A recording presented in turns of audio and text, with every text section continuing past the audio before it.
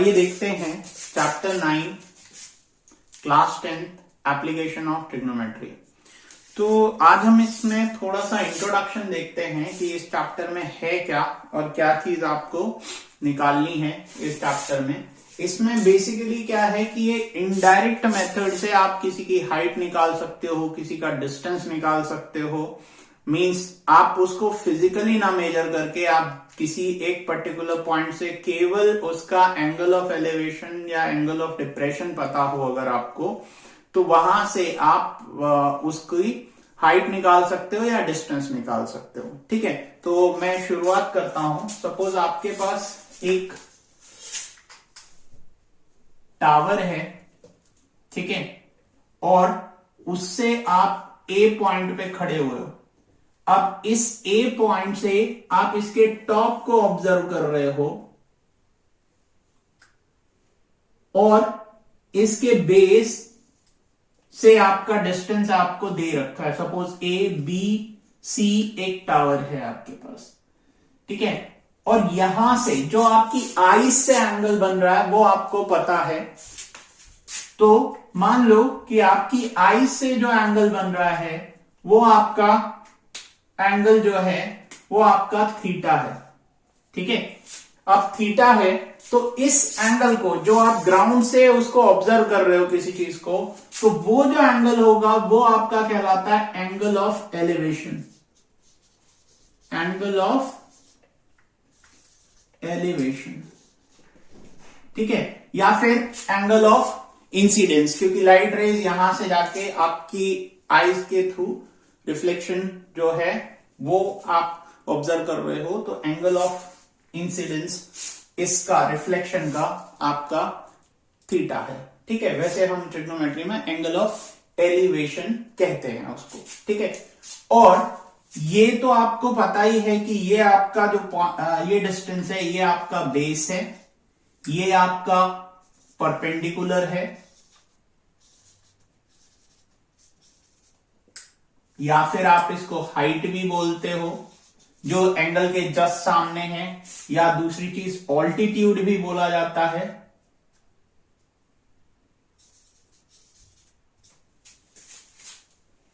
ठीक है, और ये जो डिस्टेंस है ये हमने पढ़ा हुआ है इससे प्रीवियस चैप्टर में, इसको हम बोलते हैं हाइपोटेनस।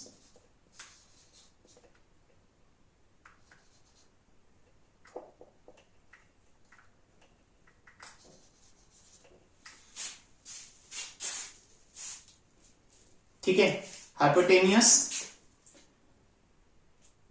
अब इन सबका हेल्प लेके हमको निकालना है इसकी हाइट।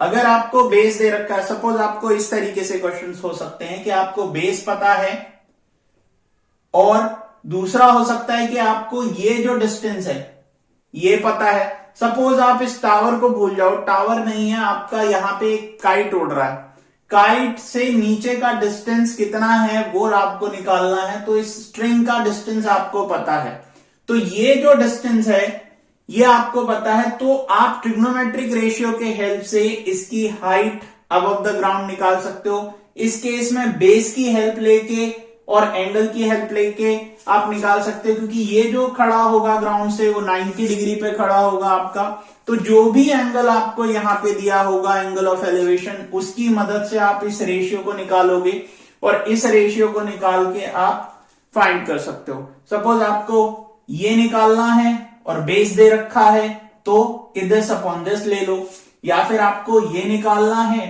और ये निकालना है, ये दोनों दे रखे हैं तो इसको निकाल सकते हो आप। कोई भी एक साइड एक एंगल आपको दे रखा हो तो दूसरे को आप फाइंड कर सकते हो with the help of trigonometric ratio. आप टेबल का यूज करो और ट्रिग्नोमेट्रिक एंगल का यूज करो, उसके साइड रेशियोज को यूज करो और आप उसको निकाल सकते हो, ठीक है। तो ये तो हमारा सिंपल था, जैसे आपको मैंने काइट का या टावर का दिया कि आपको बेस पता है या कुछ चीज पता है, आप उसको निकाल लो। अगर दूसरा केस है, सपोज आप एक टावर के ऊपर खड़े हुए हो, यहां पे मान लो ए बी एक टावर है, इस टावर के ऊपर खड़े हुए हो और इस टावर से दूर सी पॉइंट पे एक गाड़ी है, उसको आप ऑब्जर्व कर रहे हो। ठीक है, तो जब आप इसको यहां से ऑब्जर्व कर रहे हो तो एक्चुअल में क्या होगा कि आप नीचे की तरफ देख रहे हो। जब आप नीचे की तरफ देख रहे हो, यहां से इसके बीच में ये डिस्टेंस है जो हॉरिजॉन्टली बन रही है ग्राउंड पे, और यहां से आप जो इसको नीचे ऑब्जर्व कर रहे हो इस पॉइंट पे, सी पॉइंट पे, तो इस जगह पे जो एंगल बन रहा है, अब इस जगह पे जो एंगल बन रहा है वो आपका इस वाली साइड के साथ में नहीं बन रहा, आपकी आईज का टू द हॉरिजॉन्टल बन रहा है। तो आप यहां पे ऐसे ऑब्जर्व कर सकते हो कि यहां से अगर आप आईज आपकी ऐसी है तो ये जो एंगल आपका बन रहा है, ये एंगल, मान लो ये एंगल 5 है, तो इस एंगल को बोलते हैं एंगल ऑफ डिप्रेशन।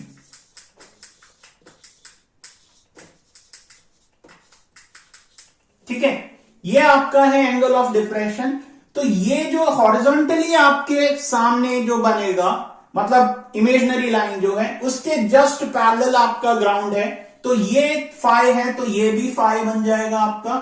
तो जो ये एंगल ऑफ डिप्रेशन है, इसका दूसरा नाम एंगल ऑफ डिप भी कहते हैं हम, एंगल ऑफ डिप। ठीक है, तो ये एंगल और ये एंगल बराबर होगा। अब आपको अगर ये पता है तो आप इसकी हेल्प से ये निकाल सकते हो with the help of trigonometric ratio, और अगर ये पता है तब भी आप कोई भी निकाल सकते हो क्योंकि आपके पास ट्रिग्नोमेट्रिक रेशियोज हैं। अच्छा, दूसरी चीज, कई बार ऐसा फिगर होता है कि आपके पास, ये तो हमारा एंगल ऑफ एलिवेशन और एंगल ऑफ डिप्रेशन की बात हुई। कई बार क्या होता है कि आप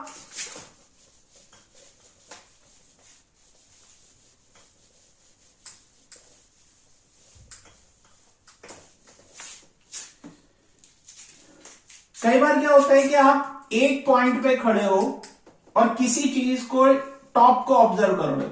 मान लो ये आर एस है ना, आर और एस नाम की एक बिल्डिंग या कुछ भी है, उसका बेस एस है और आर टॉप है।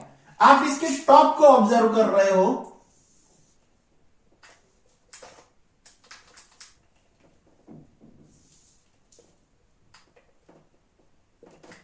ठीक है, आप इसके टॉप को ऑब्जर्व कर रहे हो ए से। ए से जब आप ऑब्जर्व कर रहे हो तो इसके बीच में डिस्टेंस आपका जो भी रहा हो, सपोज आपने ए एस के बीच का डिस्टेंस एक्स था, ठीक है, फिर आप क्या हुआ, तो यहां पे जो एंगल बन रहा था वो आपका बन रहा था थीटा। ठीक है, मान लो 30 डिग्री या जो भी एंगल है। फिर आप क्या हुआ, यहां से कुछ और आगे बढ़े और सपोज यहां पहुंच गए, इसके ज्यादा क्लोज, बेस के ज्यादा क्लोज पहुंच गए, तो आपका जो एंगल ऑफ एलिवेशन बना वो बी पे पहुंच गया। अब जो एंगल ऑफ एलिवेशन आपका है वो सपोज आपका एंगल ऑफ एलिवेशन है 5। ठीक है, तो एंगल ऑफ थीटा हमेशा छोटा होगा एंगल ऑफ 5 का, क्योंकि जब आप किसी चीज को दूर से ऑब्जर्व करते हो तो आपकी आईज को जो एंगल लेना पड़ता है वो छोटा एंगल होगा। जब आप उसके क्लोज जाओगे तो एंगल ऑफ एलिवेशन बढ़ जाएगा। ठीक है, अब ये तो बात हुई कि जब हम एंगल ऑफ एलिवेशन की बात करते हैं तो ध्यान रखना है कि जो दूर वाला डिस्टेंस है उससे जब आप एंगल ऑफ एलिवेशन लेते हो तो एंगल आपका छोटा होगा। ठीक है, आप खुद भी डे टू डे लाइफ में देख सकते हो, जब आप दूर किसी चीज को ऑब्जर्व करते हो तो आपको अपनी आईज को थोड़ा सा एडजस्ट करना पड़ता है लोअर एंगल पे, और जब आप किसी चीज के पास जाते हो तो आपको थोड़ा सा अपराइट करना पड़ता है, अपनी आईज को और खोलना पड़ता है, तो वहां पे आपका एंगल बढ़ जाता है। अगर यहां 30 डिग्री है तो 30 से ज्यादा ही होगा, यहां पे 45 होगा या 60 होगा। ठीक है, क्योंकि क्वेश्चन में क्या होता है वो देते हैं 30 60। अब बच्चे क्या करते हैं कि 60 वाला पहले लगा देते हैं, 30 बाद में लगा देते हैं, तो क्वेश्चन गलत हो जाता है। तो आपको हमेशा ये ध्यान रखना है कि छोटा वाला एंगल पहले यानी दूर वाले पे रहेगा और बड़ा वाला एंगल उसके बेस के पास पे बनेगा। ठीक है, अब एंगल ऑफ डिप्रेशन का भी ऐसा ही केस आप देखो। मान लो कि आप एक लाइट हाउस पे खड़े हो, ठीक है, मान लो कि आप एक लाइट हाउस के ऊपर खड़े हुए हो और उस लाइट हाउस से दो शिप्स को ऑब्जर्व कर रहे हो। मान लो ये शिप्स हैं एक्स एंड वाई, ये आपका लाइट हाउस है आर एस, चलो इसको भी आर एस बोल देते हैं। ठीक है, आप यहां से इसको ऑब्जर्व कर रहे हो इसके टॉप से खड़े होके। तो जब आप इसके टॉप से ऑब्जर्व करोगे तो हॉरिजॉन्टली आपकी आईज के रिस्पेक्ट में इसका बेस, जो भी सी का बेस होगा वो आपका पैरेलल होगा। और यहां से जब आप एक्स को ऑब्जर्व करोगे, सपोज आप एक्स को ऑब्जर्व कर रहे हो यहां पे, ठीक है, तो एक्स को जब आप ऑब्जर्व करोगे तो आपका एंगल ऑफ एलिवेशन जो बनेगा वो आपका कैसा बनेगा, छोटा बनेगा। मतलब एंगल ऑफ डिप्रेशन जो होगा वो आपका छोटा होगा, यानी थीटा। तो यहां भी आपका एंगल ऑफ डिप्रेशन छोटा रहेगा। अगर आप किसी पास वाली चीज को टॉप से ऑब्जर्व कर रहे हो तो आपको बड़ा एंगल लेना पड़ेगा एंगल ऑफ डिप्रेशन के लिए। और वो एंगल ऑफ डिप्रेशन सपोज आप बोल दो कि वो फाई है, या कुछ भी नाम आप रख सकते हो, तो फाई होगा। ठीक है, तो यहां पे ध्यान देने वाली बात है कि जब आप पास वाली चीज को एंगल ऑफ डिप्रेशन के थ्रू ऑब्जर्व कर रहे हो तो एंगल ऑफ डिप्रेशन बढ़ जाता है, और जब दूर वाली चीज को ऑब्जर्व कर रहे हो तो एंगल ऑफ डिप्रेशन छोटा हो जाता है। सेम है ना, इसका ऑल्टरनेट ही तो है ये, क्योंकि ऑल्टरनेट एंगल ही तो बना रहे हैं। आप यहां पे अप्लाई करो, अगर इसको सुपरपोज करा दो इसके ऊपर, मतलब इसी के ऊपर अगर आप रख दो यहां पे ऐसे, तो ये वाला एंगल थीटा और ये वाला बड़ा वाला एंगल फाई, सेम ही तो है दोनों फिगर, बस कहने का तरीका अलग है। यहां पे एंगल ऑफ एलिवेशन बोल दिया, यहां एंगल ऑफ डिप्रेशन बोल दिया। ठीक है, तो होप आपका ये कंफ्यूजन दूर हो गया होगा एंगल ऑफ डिप्रेशन और एंगल ऑफ एलिवेशन का। क्योंकि जब आपको दो एंगल्स दिए होते हैं तो बहुत ज्यादा कंफ्यूजन होता है कि क्या करें, किसको लें, कौन बड़ा कौन छोटा। तो हमेशा ध्यान रखो जो दूर वाला एंगल है, अगर एंगल ऑफ एलिवेशन ले रहे हो तो वो छोटा लेना है, और एंगल ऑफ डिप्रेशन अगर आप ले रहे हो तो पास वाला एंगल बड़ा। सेम ही है, ये बड़ा तो पास वाला एंगल वो रहेगा आपका। ठीक है, अब इसमें कुछ चीजें आपको ध्यान देने वाली हैं, जो आपको ध्यान देनी है। स्पेशली जब हम इंट्रोडक्शन पढ़ते हैं तो वहां पे हम साइन का रेशियो, कॉस का रेशियो, टेन का रेशियो पढ़ते हैं, और जब हम उसको पढ़ते हैं तो हमारे पास पूरा बनता है कि साइन क्या होता है, कॉस क्या होता है, टेन क्या होता है, और उसके जो रेसिप्रोकल्स हैं उनको भी पढ़ते हैं। तो हम देख लेते हैं कि सबसे पहले साइन का जो होता है, एक बार फिर से रिवाइज कर लो। साइन थीटा इक्वल्स टू क्या होता है, perpendicular upon hypotenuse. Cos theta क्या होता है आपका, बेस अपॉन हाइपोटेन्यूज। और टेन थीटा आपका होता है, बोलो पंडित बद्री प्रसाद हर हर बोले, कह सकते हो आप। ठीक है, तो फिर आ गया आपका परपेंडिकुलर अपॉन बेस। अब इसका उल्टा, आपका साइन का उल्टा होता है कोसेक थीटा, यानी हाइपोटेन्यूज अपॉन परपेंडिकुलर, और इसका रेसिप्रोकल सेक थीटा, वो आपका क्या हो जाता है, हाइपोटेन्यूज अपॉन बेस। फिर टेन का रेसिप्रोकल कॉट थीटा, तो ये आपका हो जाता है बेस अपॉन परपेंडिकुलर। बोलिए, ठीक है। अब इसको याद रखना है, तो याद रखने के लिए सीधा तरीका है कि आप इसका निमोनिक्स जो मैं अभी बोल रहा था वो याद रखो। पंडित बद्री प्रसाद हर हर बोले। और थोड़ा क्लियरिफाई करने के लिए सोना चांदी तोले, सोना चांदी तोले। अब देखो क्या होगा, अगर आप इसके फर्स्ट कैपिटल लेटर्स को देखो तो ये रहा, ये रहा, ये रहा, साइन, कॉस, टेन। ठीक है, तो आप इसको ऐसे कर सकते हो, P B P H H upon H, सोना चांदी तोले। और अगर इसका उल्टा निकालना है, सपोज आपको कॉस और सेक निकालना है, तो इसका अपोजिट रेसिप्रोकल नीचे से ऊपर देखो, यहां से ऊपर देखो, यहां से ऊपर देखो, सॉरी ये है आपका परपेंडिकुलर अपॉन बेस। तो आपके पास इस तरीके से आएगा। तो ऐसे ही आप जो भी आपको ट्रिग्नोमेट्रिक ट्रायंगल मिलेगा थीटा के रिस्पेक्ट में, आप उसको निकाल सकते हो। ठीक है, तो अब इसके बाद है कि एंगल की वैल्यू आप कैसे याद रखोगे। तो एंगल की वैल्यू याद रखने की तो आपको पता ही है कि टेबल कैसे याद रखते हैं। तो फिर करते हैं क्वेश्चंस एक्सरसाइज के। आपका इंट्रोडक्शन हो गया इस चैप्टर का, अब क्वेश्चंस करेंगे तो ज्यादा समझ में आएगा। तो आइए बच्चों देखते हैं एक्सरसाइज 9.1 का पहला क्वेश्चन। ये क्वेश्चन जो है आपका, आपने अगर सर्कस देखा हो तो आपने देखा होगा कि आर्टिस्ट जो होता है सर्कस का, वो रोप के थ्रू ही ऊपर चढ़ता है। ठीक है, और यहां पे जो प्रॉब्लम है उसमें ये बोला है कि एक पोल है, उससे कनेक्टेड एक रोप है और उसकी आपको लेंथ दे रखी है, फुली स्ट्रेच्ड रोप है, उसकी लेंथ आपको दे रखी है 20 मीटर। अब आपको उस पोल की हाइट निकालनी है। तो अगर आप अभी भी विजुअलाइज नहीं कर पाए हो तो आपने सर्कस में ये वाला तो देखा ही होगा एटलीस्ट। यहां से इस तरीके से एक पोल होता है, उसको एक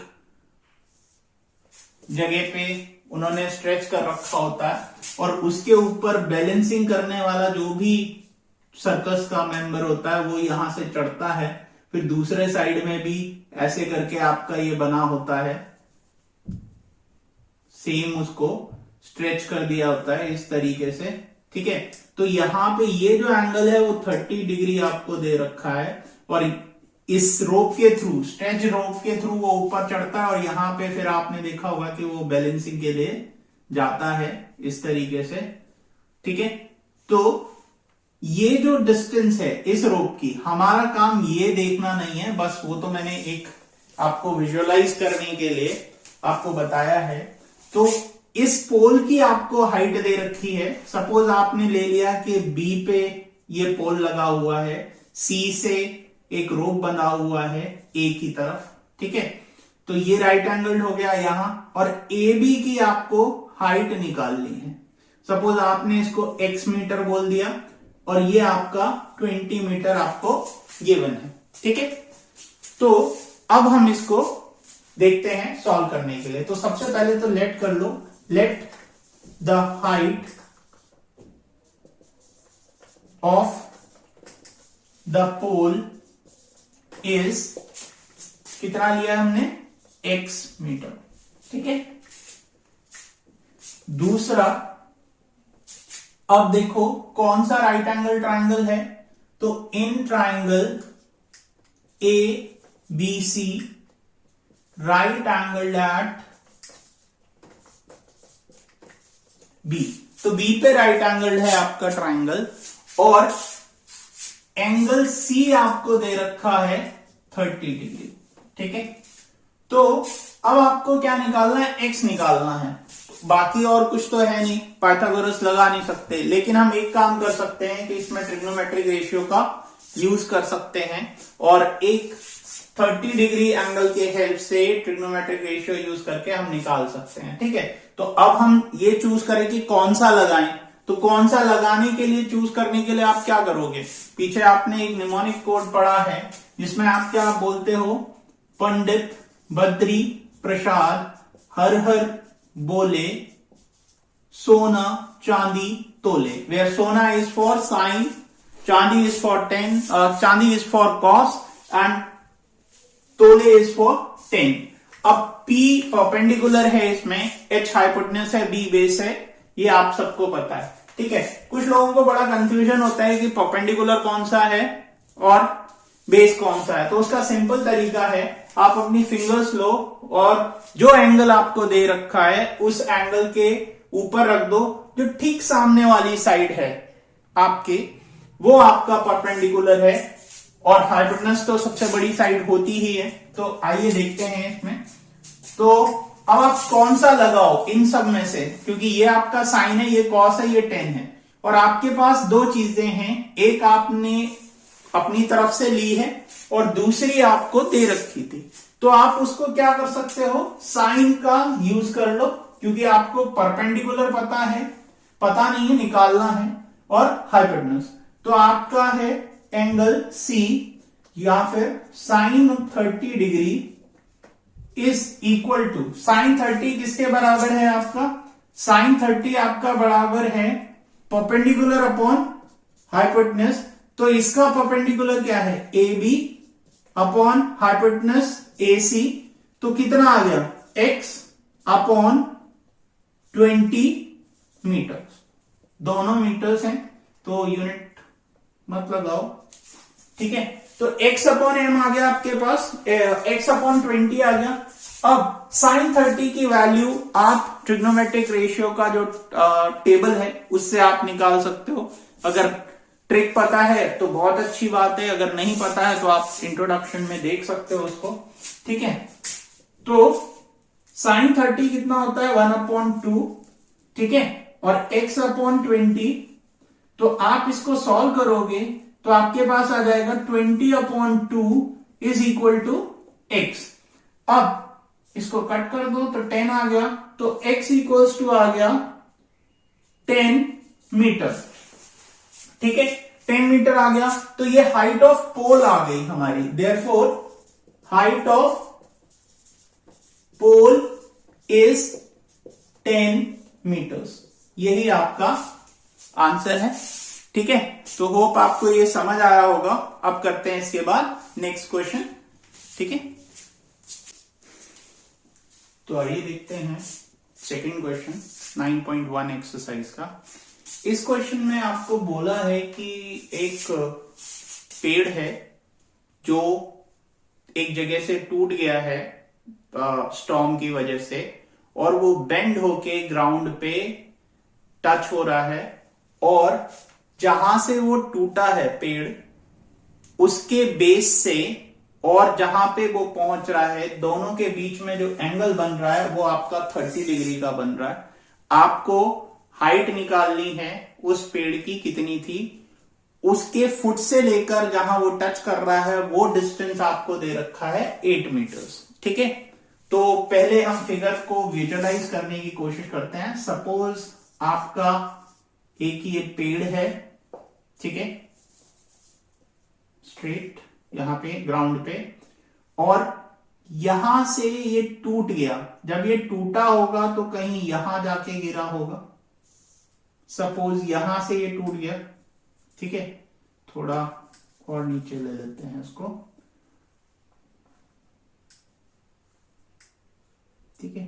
सपोज वो यहां कहीं जाके गिरा आपका, और जहां से वो टूटा था, ये इसकी टोटल हाइट जो है वो आप h ले लो, ठीक है।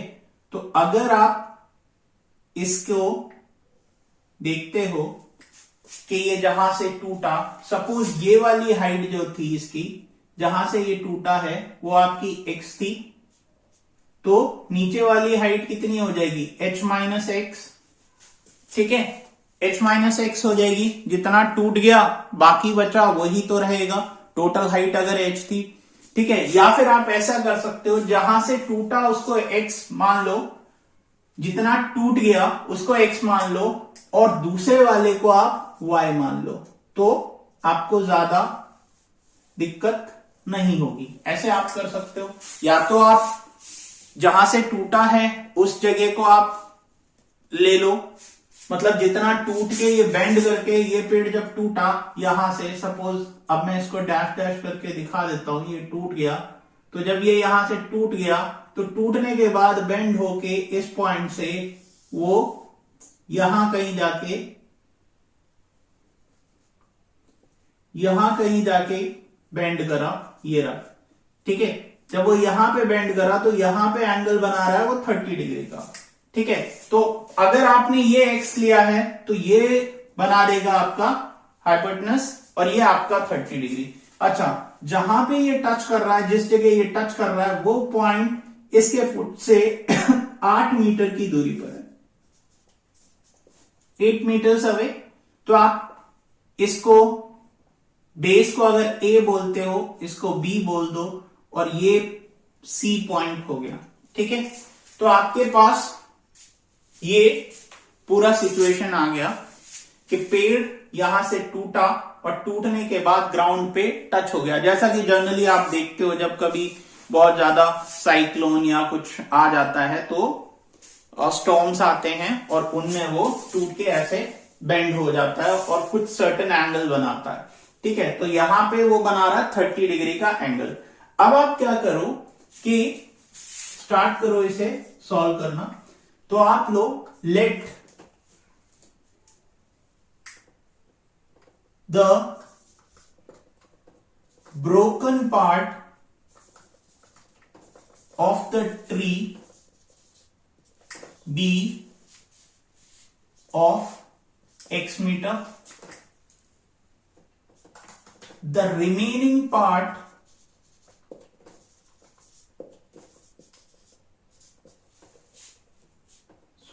पार्ट लिख दो, remaining part of the tree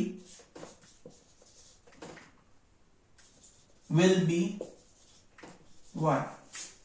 ठीक है, तो ब्रोकन पार्ट अगर आपने x लिया है तो वो किसके बराबर हो गया, cb के, और जो बचा हुआ पार्ट है वो आपका AB के बराबर हो गया। अब इसको आपको निकालना है, बेस आपको गिवन है, 2 वेरिएबल्स हैं आपके पास और एक एंगल है आपके पास। अब आप क्या कर सकते हो, आप इसमें सिंपली ट्रिग्नोमेट्रिक रेशियो का यूज कर लो, क्योंकि आपको इसका रिलेशन मिल सकता है, इसका रिलेशन मिल सकता है, दोनों का रिलेशन मिल जाएगा तो वहां से आप कैलकुलेट कर सकोगे। ठीक है, तो देखते हैं सबसे पहले in triangle ABC, right angled at A, angle A, and angle C is 30 degree. ठीक है, इंफॉर्मेशन लिख दी, ज्यादा सही रहता है इंफॉर्मेशन को प्रॉपर आप लिखोगे तो। ठीक है, उसके बाद नेक्स्ट देखो, अब किसका रिलेशन आप ले सकते हो, इसका और इसका रिलेशन लेते हो। अगर आप इसका और इसका रिलेशन लेते हो तो कौन सा एंगल, मतलब कौन सा ट्रिग्नोमेट्रिक रेशियो आप चूज कर सकते हो। ये आपका है परपेंडिकुलर और ये है आपका बेस। तो परपेंडिकुलर और बेस का रिलेशन निकालने के लिए आप अपना निमोनिक कोड याद रखो जो हमने सीखा है, पंडित बद्री प्रसाद हर बोले। मैं बार बार लिख रहा हूं ताकि आपको बार बार याद हो जाए। ठीक है, तो कॉस का रिलेशन आप लगा सकते हो, तो आपके पास आ गया cos 30 degree is equal to base upon hypotenuse. अगर एक्स और इसका निकाल रहे हो तो 30 डिग्री का बेस है ये। ठीक है, तो बेस और हाइपोटेनस का रिलेशन आपके पास एक्स के साथ में रिलेट करा देगा। तो ले लो, आपके पास आ जाएगा बेस आपका AC और हाइपोटेनस आपका CB। तो वहां से आप लिख सकते हो AC इज व्हाट 8 और CB इज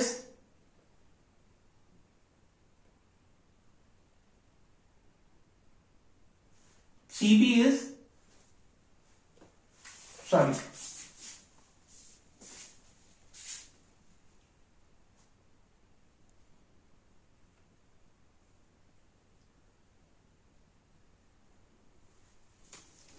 ठीक है, देख लो, CB is cos 30 is AC upon CB, ठीक है। तो यहां से AC आपके पास है 8 और बेस आपका है x, ठीक है। तो cos 30 की वैल्यू आपको पता है कितनी होती है, cos 30 की वैल्यू जो होती है sin 60 के बराबर। तो आप कर सकते हो उस तरीके से, अगर आपने साइन वाले तरीके से याद किया है टेबल को, तो आप कह सकते हो कि √3/2 is equal to 8 upon x। तो एक आपका इक्वेशन ये मिल गया। अब उसके बाद दूसरा रिलेशन y और 8 का देख लो। y और 8 का रिलेशन अगर आप देखते हो तो y और 8 का रिलेशन आपके पास क्या है, परपेंडिकुलर और बेस, यानी आपको रिलेशन लेना पड़ेगा 10 30 डिग्री का, ठीक है। अब 10 30 डिग्री क्या है आपका, AB अपॉन BC।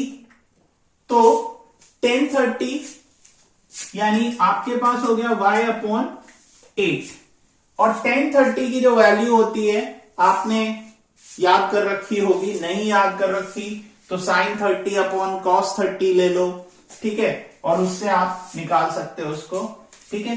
तो sin 30 अपॉन cos 30 करने से अगर आप निकालोगे तो आपके पास वैल्यू आ जाएगी 1 upon √3 is equal to y upon 8।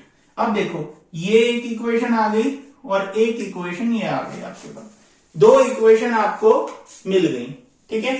अब आपके पास दो इक्वेशंस मिल गई, तो अब इससे आप निकाल सकते हो एक एक वेरिएबल। एक वेरिएबल अगर आप निकालते हो तो आपके पास क्या आ जाएगा, x आपका इधर चला गया, तो 8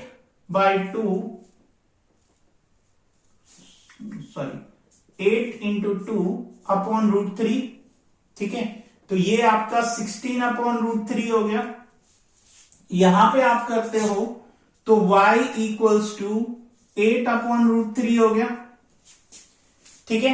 आपके पास ये आ गया, और हाइट ऑफ ट्री कितनी थी आपकी, एज हाइट ऑफ ट्री आपकी कितनी थी, हाइट ऑफ ट्री थी आपकी x plus y equals to h। मैंने शुरुआत में आपको समझाया था कि h is equal to x plus y। आप ऐसे कर सकते हो, ये भी रिलेशन हो सकता है, ठीक है। तो इस रिलेशन का आप यूज करो। अब x और y की वैल्यू सब्स्टिट्यूट करा दो, तो x और y की वैल्यू जब आप सब्स्टिट्यूट कराओगे तो 16 अपॉन √3 प्लस 8 अपॉन √3, तो एलसीएम आपका आया √3, और 8 प्लस 16 अगर आप इसको करोगे तो आपके पास आ जाएगा 24, पे रैशनलाइज कर दो तो आपके पास आएगा 24 इंटू √3 अपॉन 3, चलो देख लो √3, तो आएगा 24 इंटू √3 अपॉन 3 से काट दो तो 3 8 जा, तो 8√3, यही आपका आंसर है, ठीक है। तो होप आपको समझ आया होगा। आगे देखते हैं नेक्स्ट क्वेश्चन, ठीक है। तो आइए देखते हैं नेक्स्ट क्वेश्चन, एक्सरसाइज 9.1 का थर्ड क्वेश्चन है आपका। आपको इस क्वेश्चन में बोला है कि एक कॉन्ट्रैक्टर है जो स्लाइड्स को इंस्टॉल करना चाहता है, यानी फिसल पट्टियों को। तो आपको उसको दो डिफरेंट स्लाइड्स को इंस्टॉल करना है, एक 5 साल के बच्चों के लिए और उससे ज्यादा बड़े बच्चों के लिए इंस्टॉल करना है। 5 साल के बच्चों के लिए वो अपनी जो हाइट रखेगा उसकी स्लाइड की वो 1.5 रखेगा, और उससे ज्यादा बड़े बच्चों के लिए वो हाइट रखेगा 3 मीटर की। लेकिन उसको एक को इंस्टॉल करना है जो 5 साल से छोटे बच्चे हैं उनके लिए 30 डिग्री पे, और एक को इंस्टॉल करना पड़ेगा 60 डिग्री पे, क्योंकि आपने इंट्रोडक्शन में देखा था कि जितना छोटा एंगल उतनी उसकी स्लांटनेस कम हो जाती है, और जितना बड़ा एंगल उतनी उसकी स्लांटनेस बढ़ जाती है। क्योंकि अगर आप एक बिल्डिंग के पास जाओ और बिल्डिंग अगर आप दूर है तो आप उसको जब देखोगे तो आपका जो ऑब्जर्वेशन रहेगा, एंगल जो आपकी आंख और उसके उसमें बनेगी तो वो छोटा बनेगा। लेकिन एक हाई राइज्ड बिल्डिंग है, उसको आप ऑब्जर्व करोगे तो आपको अपना एंगल बड़ा करना पड़ेगा, अपनी आंख को और बड़ा थोड़ा सा खोल के देखना पड़ेगा। तो एंगल ऑफ जो आपका इंसिडेंस है वो बढ़ जाएगा, या एंगल ऑफ इंक्लिनेशन जो आप बोलते हो। ठीक है, तो देखते हैं। सबसे पहले आप देखो कि 5 साल के बच्चों के लिए हम स्लाइड की जो है हाइट निकालेंगे। मतलब यहां पे हाइट परपेंडिकुलर हाइट नहीं निकालनी है, क्योंकि वो आपको 1.5 दे रखी है, आपको निकालनी है स्लांट हाइट। ठीक है, तो स्लांट हाइट निकालनी है यानी स्लाइड की लेंथ निकालनी है। क्योंकि आप लोगों ने सभी ने देखा होगा कि स्लाइड जनरली होते कैसे, इस तरीके से, है ना। ये आपका स्लाइड है, तो इस स्लाइड में आपको ये एंगल जो दे रखा है वो आपको दे रखा है 30 डिग्री का, और ये जो हाइट आपको दे रखी है वो 1.5 मीटर दे रखी है। ठीक है, ये आपका है A, ये है आपका B और ये है आपका C। ठीक है, अब आपको जो निकालना है वो निकालनी है X। तो आप कह सकते हो let the length of slide be X metre. ठीक है, आपकी स्लाइड की जो लेंथ है वो आपकी X मीटर की है। मैंने हाफ इसलिए यूज किया क्योंकि दूसरे वाला भी यहीं पे आ जाए आपको कंपैरिजन के लिए।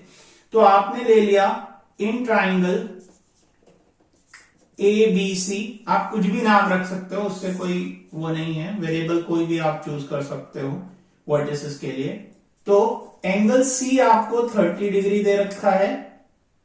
ठीक है, तो आपको जो रिलेशन ढूंढना है, फिर से वही है कि आपको ट्रिग्नोमेट्रिक रेशियो से पाइथागोरस तो लग नहीं सकता यहां पे, तो 1.5 और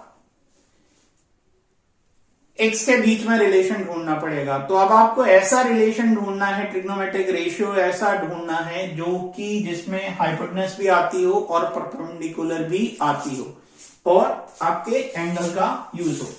तो आप देखो, ऐसा रिलेशन निकालने के लिए फिर से आप निमोनिक कोड यूज करो, पंडित बद्री प्रसाद हर हर बोले, सोना चांदी तोले।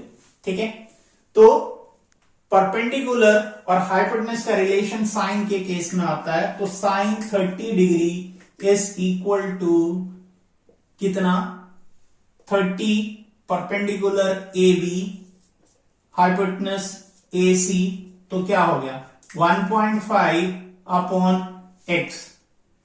30 डिग्री है तो 1/2 is equal to 1.5 upon X।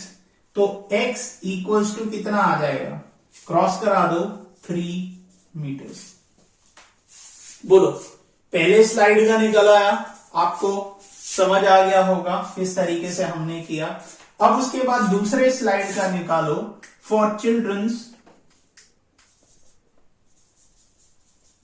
Children above 5 years। तो उसमें उसने बोला कि स्टीपनेस करनी है, तो उन्होंने हाइट बढ़ा दी और एंगल बड़ा कर दिया, जैसा मैंने आपको हाई राइज बिल्डिंग का केस बताया। तो यानी आप इसको P ले लो, इसको Q ले लो, इसको R ले लो, ये एंगल आपका 60 डिग्री और हाइट हो गई आपकी 3 मीटर, और इसको आप Y ले लो, Y मीटर। ठीक है, तो आप लेट कर लो, let length of slide be Y metre. ठीक है, हाइट ऑफ स्लाइड आपको दे ही रखी है, तो आप इन ट्राइंगल PQR ले लो, एंगल R जो आपको दिया है वो 60 डिग्री का है, ठीक है। अब उसके बाद ट्रिग्नोमेट्रिक रेशियो लगाओ, तो निमोनिक कोड का यूज करो। अगर आपको नहीं डायरेक्ट याद है तो सेम वही चीज आपको लेनी है। साइन जो इस वाले के लिए निकाला है, साइन 60 डिग्री, बस एंगल बदल गया आपका। आपके पास आया PQ अपॉन PR, तो वहां से आया आपका PQ कितना है 3 और PR कितना है Y, तो साइन 60 आपका होता है √3/2। टेबल याद होना चाहिए आपको, क्रॉस करा दो तो y इक्वल्स टू कितना हो जाएगा आपका 6 अपॉन √3, तो वहां से आएगा 6, रैशनलाइज कर दो √3 इंटू √3 इंटू √3, तो आपके पास आ जाएगा 6 3 इंटू √3, तो 2, यानी 2√3 मीटर्स, ठीक है। तो आपके पास ये आ गई बड़े स्लाइड की वैल्यू, ठीक है, जिसको आप कैलकुलेट कर सकते हो। 3 मीटर दिया हुआ था, तो वहां से आपके पास आ जाएगा ये बड़े स्लाइड की वैल्यू, ठीक है। अब इसके बाद नेक्स्ट क्वेश्चन हम देखते हैं इस एक्सरसाइज का। होप आपको ये दोनों स्लाइड्स वाला क्वेश्चन समझ आया होगा। दोनों ही सिमिलर क्वेश्चन है, बस हाइट बढ़ा दी है तो लेंथ ऑफ स्लैंट हाइट भी बढ़ जाएगी, ठीक है। ओके,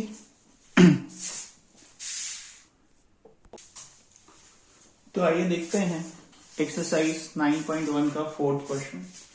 ये कह रहा है कि आपका एक टावर दे रखा है, उस टावर का, मान लो आपको एक टावर दे रखा है, उस टावर का एंगल ऑफ एलिवेशन जो है, एंगल ऑफ एलिवेशन ग्राउंड से आपका जो है वो 30 डिग्री है, ठीक है, कुछ इस तरीके से ये 30 डिग्री है।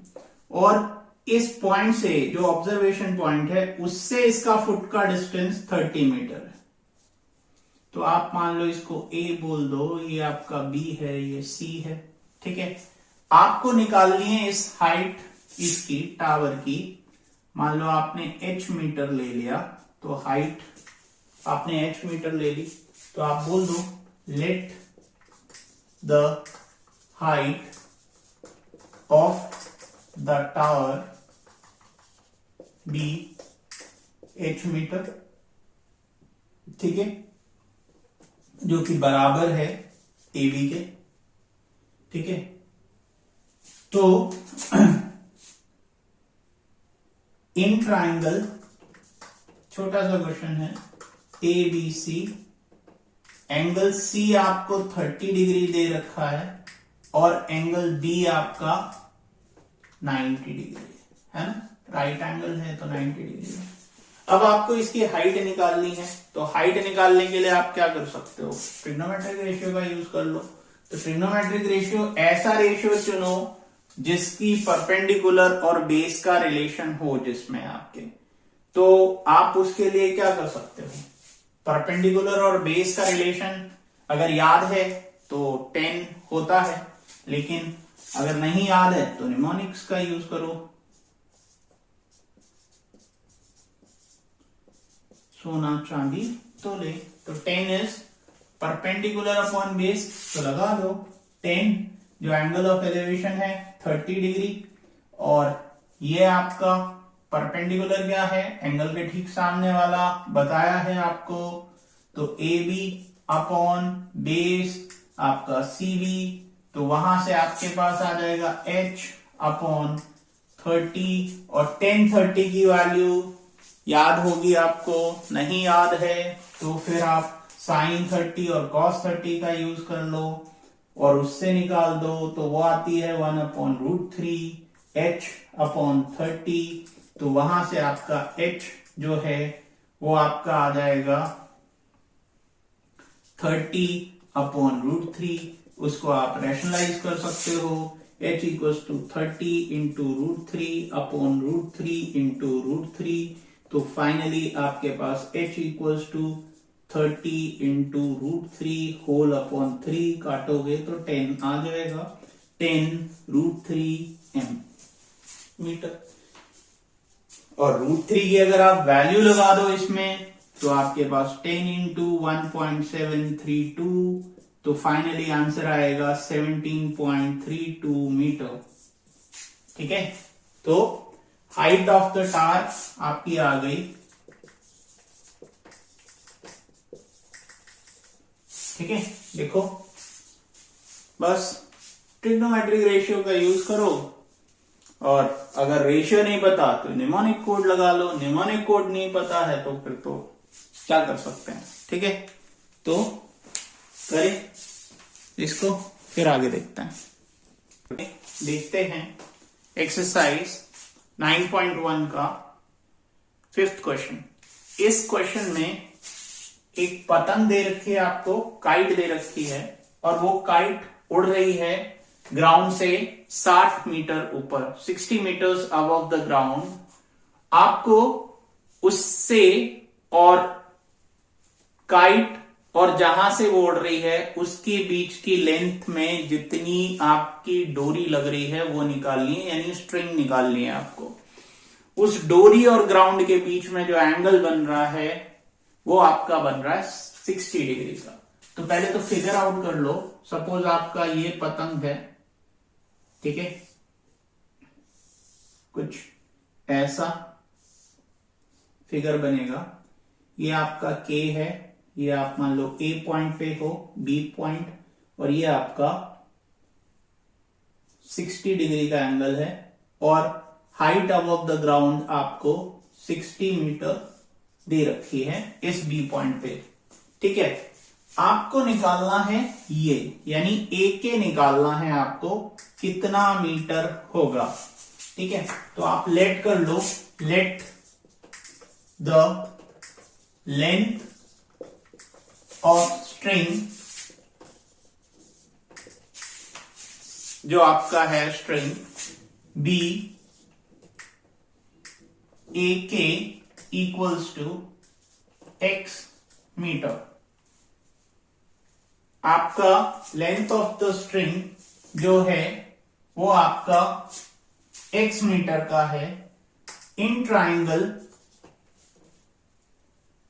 ABK angle A equals to 60 degree and angle B equals to 90 degree, यानी ये एक राइट एंगल ट्राइंगल है। अगर आप किसी भी हाइट को ग्राउंड से देख रहे हो, किसी पतंग को, उसके जस्ट नीचे, तो वो आपका परपेंडिकुलर बनाएगा और ये 90 डिग्री का जाएगा।